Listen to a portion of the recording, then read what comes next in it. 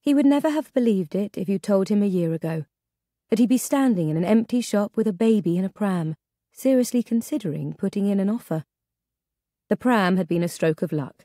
He'd seen an advert for a garden sale in a posh part of North Oxford, and the bargain hunter in him couldn't stay away. The couple had 2 very young children, but were moving to Paris. The pram was pristine, of the kind the Queen might have pushed, or rather, her nanny. The woman had wanted £5 for it. Julius was sure it was worth far more, and that she was only being kind. But if recent events had taught him one thing, it was to accept kindness, with alacrity before people changed their minds. So he bought it and scrubbed it out carefully, even though it had seemed very clean already, and bought a fresh mattress and blankets, and there he had it, the perfect nest for his precious cargo, until she could walk. When did babies start to walk?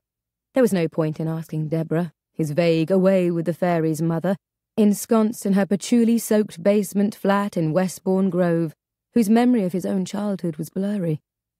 According to Deborah, Julius was reading by the age of 2, a legend he didn't quite believe, although maybe it was true, because he couldn't remember a time he couldn't read. It was like breathing to him. Nevertheless, he couldn't and didn't rely on his mother for child-rearing advice. He often thought it was a miracle he had made it through childhood unscathed. She used to leave him alone in his cot, while she went to the wine bar on the corner in the evenings. "What could go wrong?" she asked him. "I only left you for an hour." Perhaps that explained his protectiveness toward his own daughter. He found it hard to turn his back on her for even a moment. He looked around the bare walls again. The smell of damp was inescapable, and damp would be a disaster.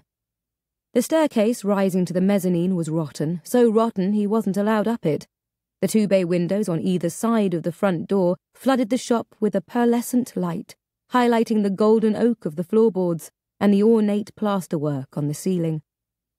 The dust made it feel otherworldly, a ghost shop, waiting for something to happen.